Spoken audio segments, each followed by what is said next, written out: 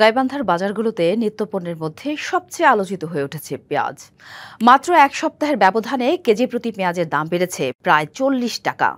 গেল সপ্তাহে পাইকারি বাজারে যেখানে কেজি প্রতি পেঁয়াজের দাম ছিল ৭০ টাকা, তা এখন দাঁড়িয়েছে ১০০ থেকে ১১০ টাকায়। খুচরা পর্যায়ে দাম আরও বেড়ে কেজি প্রতি ১২০ টাকা ছুঁয়েছে।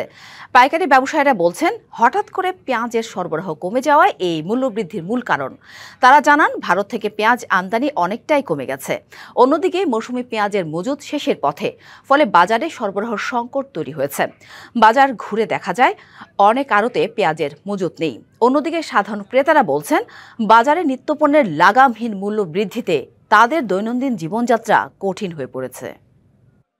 মানে কেজিতে প্রায় আপনার 20 থেকে 30 টাকা বৃদ্ধি বর্তমানে। আমদানি কমের কারণে দামটা একটু বেড়েছে। এখন বাজারে বিক্রি হচ্ছে পেঁয়াজ হলো ১০০ থেকে ১০৫ টাকা। গতকাল ছিল ৮৫, ৯৫, ৯৬ টাকা, আজ ১০০ টাকা কেজি। একটু আমদানি কম। অন্য জিনিসের তুলনায় পেঁয়াজের দাম বর্তমানে বেশি, আগে নিয়েছিলাম ৮০ টাকা।